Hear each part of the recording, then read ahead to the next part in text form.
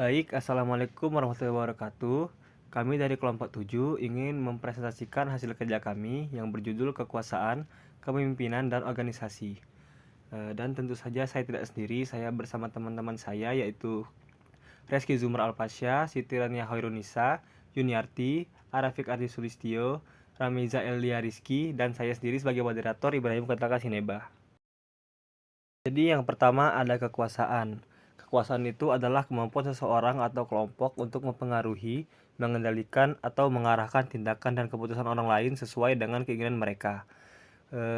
Kekuasaan sering digunakan untuk mencapai tujuan tertentu dalam berbagai konteks seperti politik, organisasi, atau hubungan sosial.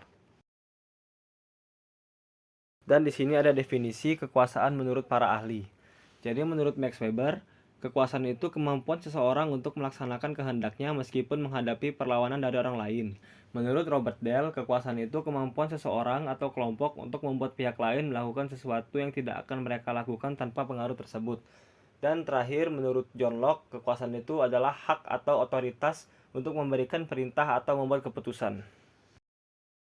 Jadi kesimpulannya definisi kekuasaan itu adalah kemampuan seseorang atau kelompok untuk mempengaruhi, mengendalikan, atau mengarahkan tindakan dan keputusan orang lain sesuai dengan keinginan mereka. Jenis-jenis kekuasaan.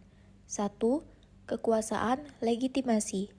Kekuasaan ini diperoleh melalui posisi atau jabatan resmi dalam suatu struktur organisasi atau negara. Kekuasaan ini diakui sah oleh pihak lain berdasarkan peraturan atau hukum yang berlaku. Sebagai contoh, presiden yang memiliki otoritas karena jabatan yang dipegang dalam sistem pemerintahan yang sah. 2. Kekuasaan karismatik. Kekuasaan ini berasal dari daya tarik pribadi atau kualitas khusus yang dimiliki oleh individu, seperti karisma, kemampuan menginspirasi, dan memotivasi orang lain.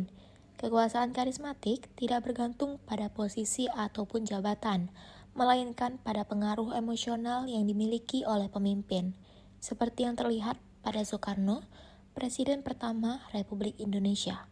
3. Kekuasaan paksa.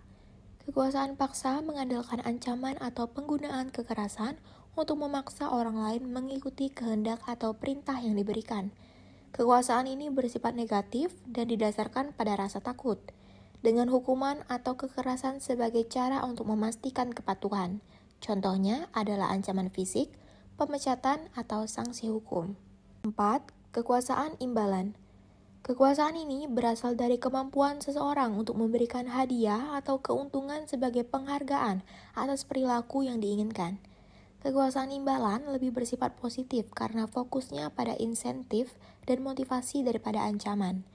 Dalam dunia bisnis, misalnya seorang manajer memberikan bonus atau promosi kepada karyawan yang berprestasi. 5. Kekuasaan informasi. Kekuasaan ini diperoleh dari akses terhadap informasi penting yang tidak dimiliki oleh semua orang. Pemegang kekuasaan informasi dapat mempengaruhi keputusan orang lain karena memiliki data atau informasi strategis yang berharga. Contoh kekuasaan ini adalah analis pasar yang memiliki informasi lebih awal tentang pergerakan harga saham ataupun pejabat pemerintah yang mengetahui kebijakan yang akan datang. 6. Kekuasaan ahli. Kekuasaan ini berasal dari pengetahuan, keterampilan, atau keahlian khusus yang dimiliki seseorang dalam suatu bidang tertentu. Orang dengan kekuasaan ahli dihormati dan diikuti karena dianggap memiliki kompetensi yang lebih tinggi. Contohnya adalah dokter, pengacara, atau profesional di bidang teknologi yang memiliki otoritas berdasarkan keahlian mereka. Contoh dari jenis-jenis kekuasaan. Di gambar pertama, merupakan contoh dari kekuasaan legitimasi, di mana presiden memiliki kekuasaan untuk menandatangani undang-undang karena kedudukannya sebagai kepala negara. Gambar kedua merupakan contoh dari kekuasaan karismatik, tokoh revolusi seperti Soekarno yang menginspirasi rakyat melalui pidatonya. Di gambar ketiga merupakan contoh dari kekuasaan paksa. Terlihat polisi menegakkan hukum dengan ancaman hukuman atau penahanan bagi pelanggar.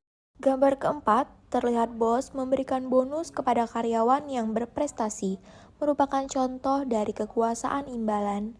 Di gambar kelima, terlihat seorang analis pasar yang memiliki data lebih awal tentang pergerakan harga saham, merupakan contoh dari kekuasaan informasi. Dan di gambar terakhir, seorang dokter yang diandalkan karena keahliannya dalam mengobati penyakit, merupakan contoh dari kekuasaan ahli. Baiklah, di sini saya akan menjelaskan ciri-ciri kekuasaan. Ciri-ciri kekuasaan itu ada 5, diantaranya yang pertama itu ada sumber daya, yaitu kekuasaan berasal dari kemampuan untuk mengontrol sumber daya penting, seperti ekonomi, politik, atau sosial. Pihak yang menguasai sumber daya ini, seperti uang atau informasi, memiliki posisi lebih kuat untuk mempengaruhi orang lain. Yang kedua, itu ada hubungan asimetris, yaitu kekuasaan tercipta dalam hubungan yang tidak seimbang, di mana pihak yang berkuasa berada pada posisi dominan dan dapat mengendalikan atau mempengaruhi pihak yang lebih lemah. Yang ketiga, itu ada tujuan tertentu, yaitu kekuasaan digunakan untuk mencapai tujuan tertentu, baik dalam konteks sosial, politik, atau ekonomi, seperti mempengaruhi keputusan, mengubah perilaku, atau mengontrol sumber daya. Yang keempat, itu ada bergantung pada penerimaan, yaitu seperti kekuasaan efektif. Pihak yang dipengaruhi harus mengakui dan menerima otoritas yang ada. Tanpa penerimaan, kekuasaan bisa kehilangan pengaruhnya. Yang terakhir, itu ada dinamika, yaitu kekuasaan bersifat dinamis dan dapat berubah tergantung pada situasi atau konteks. Kekuasaan ini bisa berkembang atau melemah sesuai dengan perubahan kondisi sosial, politik, dan ekonomi. Baiklah, di sini saya juga akan menjelaskan bentuk-bentuk kekuasaan. Bentuk-bentuk kekuasaan itu sama seperti ciri-ciri kekuasaan itu ada 5, diantaranya yang pertama itu ada kekuasaan politik. Kekuasaan politik digunakan untuk mengatur masyarakat melalui hukum, kebijakan, dan pemerintahan. Pihak yang memiliki kekuasaan ini, seperti pemerintah dan legislatif, dapat membuat undang-undang dan menetapkan kebijakan yang mempengaruhi kehidupan masyarakat. Yang kedua, itu ada kekuasaan ekonomi. Kekuasaan ekonomi ini berasal dari kontrol atas sumber daya ekonomi, seperti distribusi, barang, jasa, dan kekayaan. Yang memiliki kekuasaan ini, seperti pemilik perusahaan besar, dapat mempengaruhi pasar dan distribusi sumber daya yang berdampak pada kesejahteraan masyarakat. Yang ketiga, itu ada kekuasaan militer. Kekuasaan militer ini melibatkan penggunaan kekuatan fisik melalui angkatan bersenjata atau aparat militer untuk mempertahankan atau menguasai wilayah. Kekuasaan ini juga dapat digunakan untuk mempertahankan kekuasaan politik atau mengatasi pemberontakan. Yang keempat, itu ada kekuasaan sosial. Kekuasaan sosial ini berasal dari norma, tradisi, atau budaya yang diterima dalam masyarakat. Kekuasaan ini tidak formal, melainkan melalui pengaruh nilai-nilai sosial yang mempengaruhi perilaku dan struktur sosial masyarakat. Dan yang terakhir, itu ada kekuasaan ideologi. Kekuasaan ideologi berakar pada pengaruh keyakinan atau ide yang dianut masyarakat. Kekuasaan ini dapat memotivasi perubahan sosial dan politik melalui ideologi seperti agama, politik, atau filosofi yang diterima oleh banyak orang. Kepemimpinan. Kepemimpinan adalah kemampuan seseorang untuk memengaruhi, membimbing, dan mengarahkan individu atau kelompok untuk mencapai tujuan bersama. Seorang pemimpin bertanggung jawab dalam menciptakan visi, memotivasi tim, dan mengelola sumber daya secara efektif. Jenis-jenis kepemimpinan. Yang pertama, kepemimpinan otokratis. Pemimpin membuat keputusan sepihak tanpa melibatkan tim. Gaya ini efektif dalam situasi yang memerlukan keputusan cepat, atau jika tim kekurangan keterampilan untuk berkontribusi. Yang kedua, kepemimpinan demokratis. Pemimpin melibatkan tim dalam pengambilan keputusan, menghargai partisipasi, dan mendorong kolaborasi. Gaya ini meningkatkan motivasi dan komitmen tim. 3. Kepemimpinan transformasional. Pemimpin menginspirasi tim dengan visi yang jelas dan motivasi untuk mencapai perubahan besar. Mereka memberdayakan tim dan mendorong inovasi. 4. Kepemimpinan laissez-faire. Pemimpin memberikan kebebasan penuh kepada tim untuk membuat keputusan dan bekerja secara mandiri. Ini memberikan otonomi tinggi, namun berisiko jika tim tidak disiplin. 5. Kepemimpinan karismatik. Pemimpin memotivasi tim melalui pesona dan daya tarik pribadi. Mereka menciptakan hubungan emosional kuat yang menghasilkan loyalitas dan dedikasi tinggi. Yang terakhir, keenam, Kepemimpinan situasional. Pemimpin menyesuaikan gaya kepemimpinan dengan situasi yang dihadapi, menggunakan pendekatan yang fleksibel sesuai dengan kondisi tim dan tugas yang ada. Contoh dari jenis-jenis kepemimpinan. Gambar pertama, pemimpin militer dalam situasi darurat. Merupakan contoh dari kepemimpinan otokratis. Gambar kedua, merupakan contoh dari kepemimpinan demokratis, yaitu pemimpin perusahaan yang sedang mengadakan rapat untuk menentukan strategi bersama.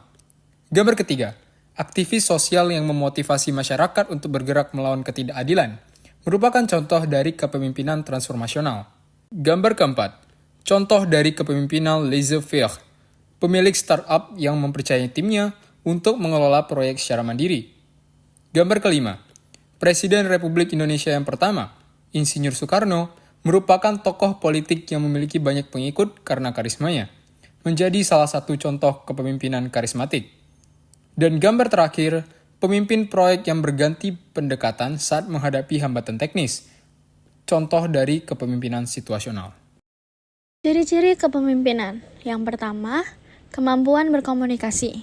Pemimpin harus mampu menyampaikan ide dengan jelas dan mendengarkan masukan dari tim. Komunikasi yang baik membangun hubungan yang kuat dan memastikan semua pihak memahami tujuan yang sama. Yang kedua, visi yang jelas. Pemimpin memiliki gambaran yang jelas tentang tujuan yang ingin dicapai dan mampu mengarahkan tim menuju pencapaian tersebut dengan strategi yang terarah. Kemudian yang ketiga, integritas. Pemimpin yang memiliki integritas bertindak dengan jujur, adil, dan dapat dipercaya. Mereka menjadi contoh bagi tim dalam hal etika dan nilai-nilai moral. Yang keempat, keberanian mengambil keputusan. Pemimpin tidak takut membuat keputusan sulit meskipun menghadapi resiko dan bertanggung jawab atas hasil dari keputusan tersebut. Kemudian yang kelima, kemampuan memotivasi. Pemimpin mampu menginspirasi tim untuk bekerja dengan semangat tinggi dan berkomitmen mencapai tujuan bersama. Yang keenam, ada empati. Pemimpin memahami kebutuhan dan perasaan orang lain, menciptakan hubungan yang saling mendukung dan menjaga kesejahteraan tim. Nah, berikutnya ada pula contoh kepemimpinan. Yang pertama, contoh kepemimpinan dalam organisasi. Seperti seorang manajer, misalnya manajer perusahaan yang memimpin tim untuk meningkatkan produktivitas melalui komunikasi yang baik dan pembagian tugas yang adil. Kemudian ada contoh kepemimpinan dalam masyarakat seperti kepala desa yang menginisiasi program pembangunan jalan desa dengan melibatkan warga. Kemudian yang paling sederhana itu ada contoh kepemimpinan dalam pendidikan, seperti ketua OSIS memimpin proyek kebersihan lingkungan di sekolah dengan mengajak teman-teman untuk ikut serta. Kemudian ada organisasi. Definisi dari organisasi ialah sekumpulan individu yang bekerja sama untuk mencapai tujuan tertentu. Organisasi dapat berupa perusahaan, lembaga pemerintahan, organisasi non-pemerintah, atau juga sekelompok komunitas. Dalam konteks ini, setiap anggota memiliki peran dan tanggung jawab yang berbeda untuk memastikan bahwa tujuan bersama tetap tercapai. Ada pula jenis-jenis organisasi. Yang pertama ada organisasi formal. Organisasi formal dengan struktur yang jelas, aturan, dan prosedur yang ditetapkan. Anggota memiliki peran yang terdefinisi dengan baik dan juga pengambilan keputusan mengikuti aturan resmi. Contohnya ialah perusahaan dan lembaga pemerintah. Yang kedua, ada organisasi informal. Organisasi informal terbentuk secara alami berdasarkan hubungan sosial tanpa struktur resmi, fleksibel, dan tidak terikat aturan. Sering ditemukan dalam kelompok teman atau komunitas hobi. Yang ketiga, ada organisasi non-profit. Didirikan untuk memberikan manfaat sosial tanpa mencari keuntungan finansial. Fokus pada misi sosial seperti pendidikan atau kemanusiaan. Pendapatan digunakan untuk mendukung tujuan organisasi dengan contoh seperti lembaga amal dan juga yayasan. Dan yang terakhir, ada organisasi profit. Didirikan untuk menghasilkan keuntungan bagi pemilik atau investor. Fokus pada produksi barang atau jasa untuk menciptakan laba dan mendukung pertumbuhan finansial. Dengan contoh perusahaan dagang dan juga industri. Kemudian ada struktur organisasi. Struktur organisasi menggambarkan bagaimana tugas dan tanggung jawab dibagi dengan koordinasikan. Beberapa jenis struktur organisasi dengan antara lain, yang pertama ada struktur fungsional. Mengelompokkan karyawan berdasarkan fungsi atau departemennya, misalkan pemasaran dan juga keuangan. Kemudian struktur divisional yang mengorganisasi berdasarkan produk atau wilayah geografis. Dan yang terakhir, ada struktur matriks yang menggabungkan elemen dari struktur fungsional dan kisi-fungsional, memungkinkan fleksibilitas dan kolaborasi. Jadi peran organisasi adalah 1. Mencapai tujuan bersama, 2. Mengelola sumber daya, 3. Mengembangkan keterampilan, dan 4. Menciptakan nilai. Jadi tantangan dalam organisasi itu ialah komunikasi, perubahan, konflik, dan motivasi. Baiklah, kami dari kelompok 7 telah memaparkan atau menjelaskan materi tentang kekuasaan, kepemimpinan, dan organisasi. Baiklah, sekian presentasi dari kelompok 7. Kami ucapkan terima kasih, maaf bila ada salah kata. Wassalamualaikum warahmatullahi wabarakatuh.